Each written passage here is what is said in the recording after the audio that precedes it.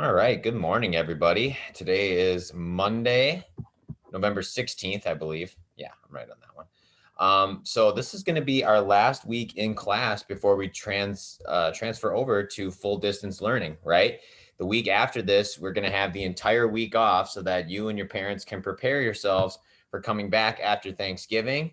So that should be a great, long, stress relieving week for everybody. But because of us making this change, I had to do what I call an audible or change up what I originally planned on teaching you. I actually originally thought of starting our ancient Greece unit this week, but because we have 1 week and then we're going to leave, it doesn't seem to make much sense to start that now. So I thought it'd be great to look at, after going through the ancient river valley civilizations, some of the religions of the area in China and India and just East Asia in general. Because we are going to talk a lot about religion in terms of Christianity, Judaism, and Islam later on in world history. But we actually brought up a really important part of Asian religion when we talked about the caste system in the Indus Valley.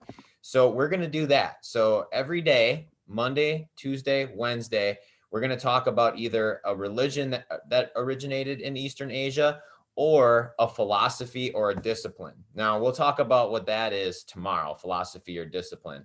Today, we're just going to quickly go over what a religion is, first of all. And then secondly, we're going to focus on one particular religion that popped up or began in India and is still actually very common today. And some of you might know it. It's called Hinduism. And it's going to be, in my opinion, probably the most different of the religions that we'll cover, but that's what makes it cool because it's really unique. And I do think that it will make it very interesting. So, but before we do that, I want to go through what we're doing in the Google Classroom, and then we're going to talk briefly, and then I'm going to hopefully get you going on your assignment fast today. That's the goal. Okay. So sharing my screen, this can just go away. Okay. And let's just say we're going to start from scratch. So we'll go here. I'm going to bring up my bookmarks. By the way, if you know how to make a bookmark, what you can do is if you get to a URL that you need, like let's say your social studies Google Classroom, what you can do is you can hit this star and it will make a bookmark to let your Google Chrome know that this is something that you use often. And then all you need to do is just go to that toolbar that I showed before and access it that way. I think it's a great idea. So something to keep in mind when you're going to full distance, right? Okay, going to classwork. And today's warm up was one of those would you rather debates. So I can't wait to see what you wrote for that. Now, our reading today that's going to help us answer our homework is going to be in here. We'll get to that in a little while. Okay. So let's talk about religion, what it is.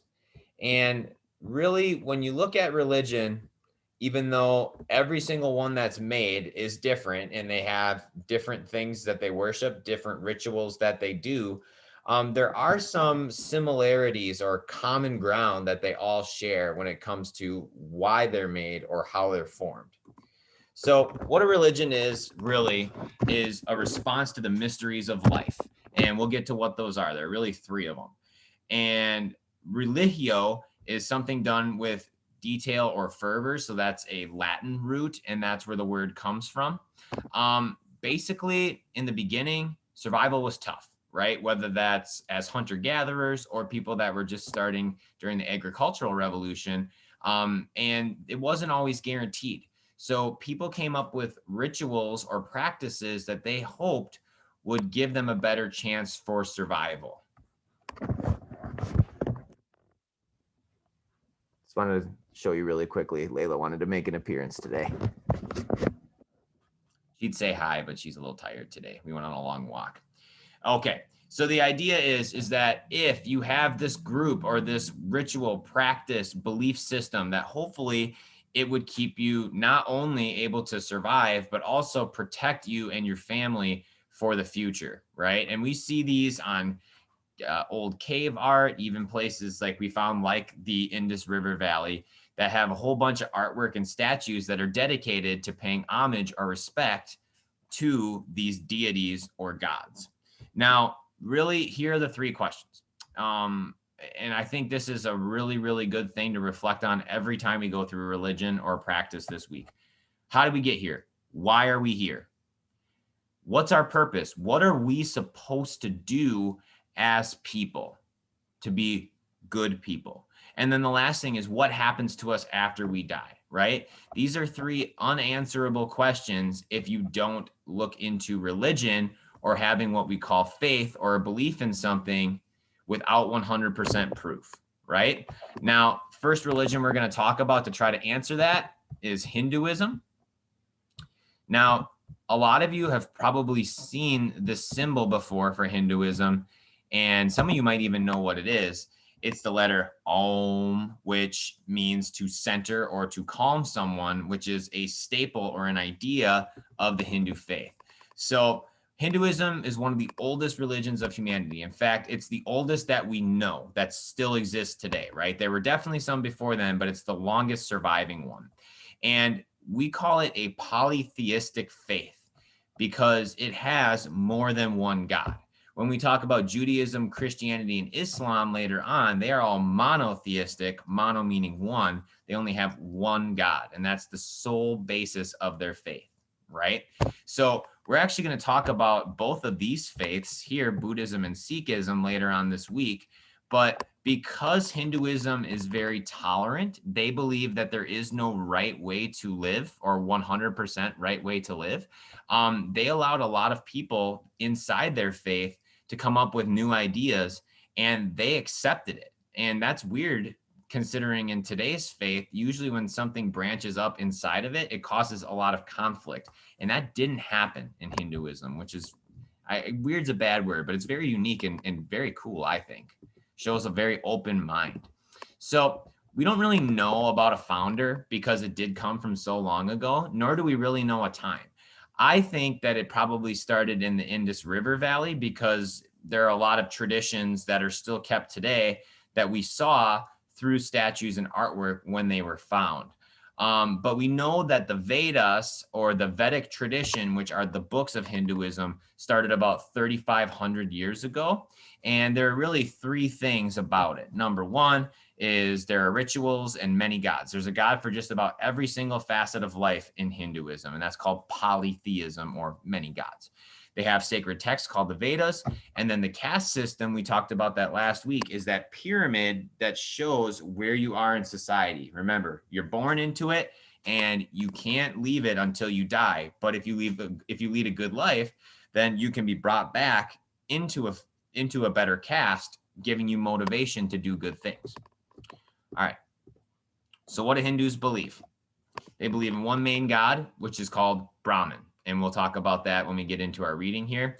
And Brahman can take the form of many other different gods. So it's almost like you could argue that it is a one god system, but because there are different rituals depending on what you do to different gods or goddesses, it is polytheistic. I understand that sounds a little difficult to understand, but think of it just like with Greek gods and goddesses, right? Zeus is like the main god. In fact, he's the father of a lot of them. But in the end, there's still Athena, Apollo, Artemis. I could go on and on, right? But if you wanted to be safe, you could always pray to Zeus because he was like the chief god, right? That's the best way I can describe it. Now, there's some big ideas in Hinduism. One is reincarnation, the idea that you come back to life after you die. We've talked about that. Karma, which we'll talk about here in a little bit. Karma is the idea that you will get, or you will have events happen to you based on what you do, whether it's good or bad. So if you do bad things, then bad things are going to happen to you.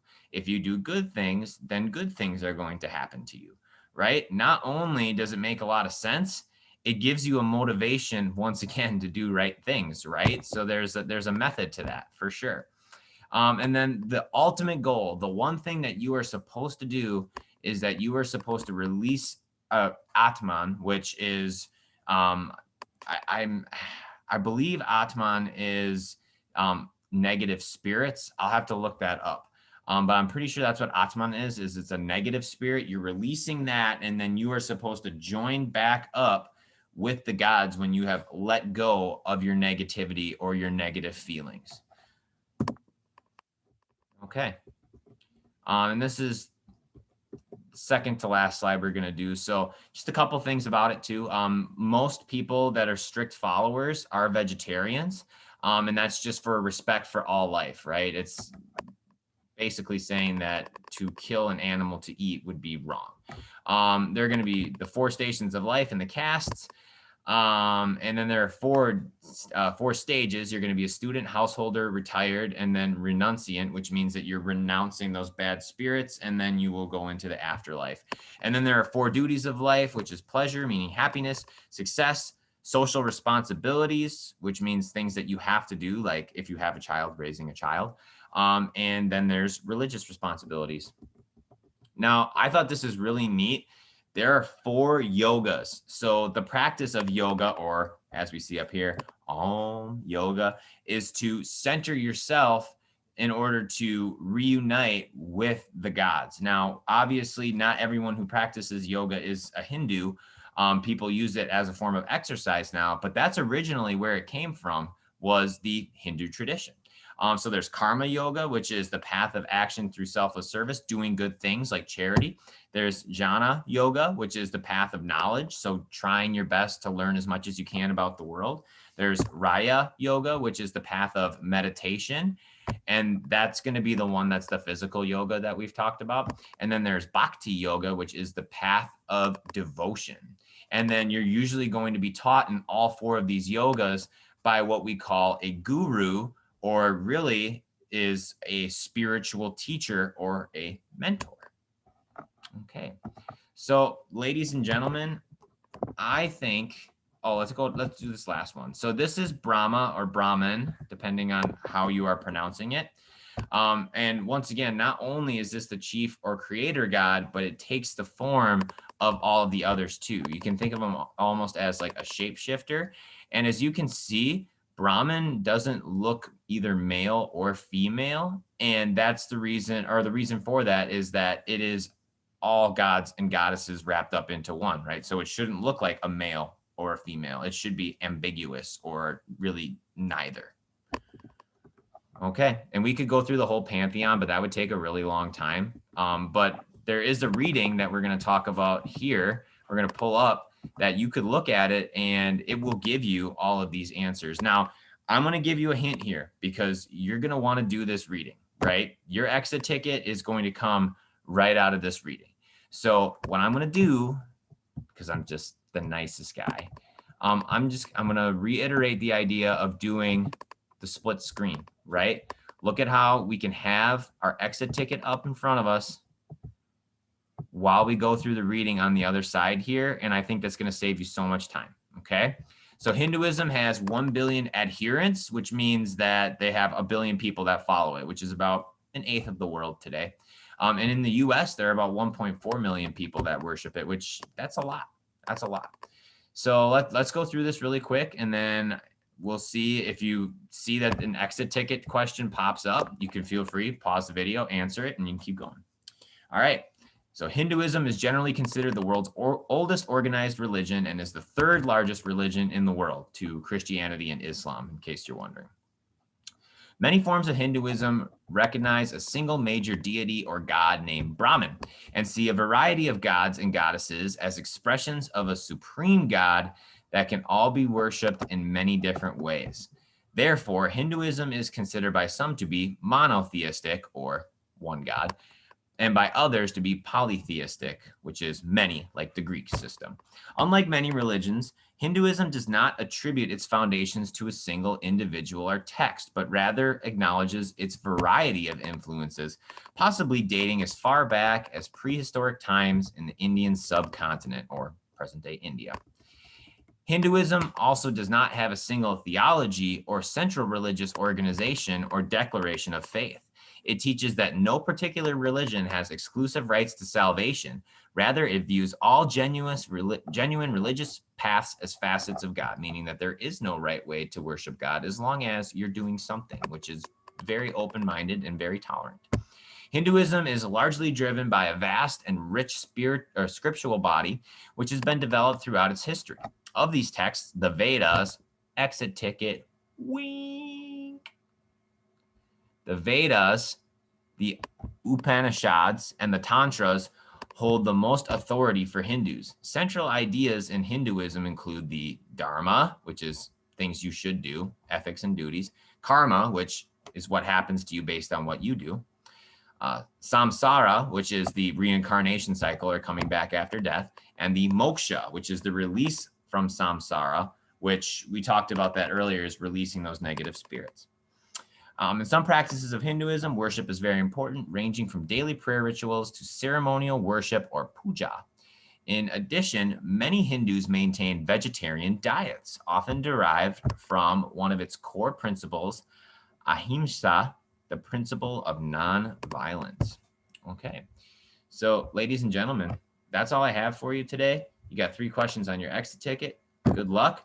We're going to see you tomorrow, and we're going to talk about a discipline or a philosophy that came from Eastern Asia, and it's going to be from China. It's called Confucianism. Maybe some of you have heard of it before. We'll get to that tomorrow. Okay, have yourselves a great night, and we'll get back at her bright and early Tuesday morning.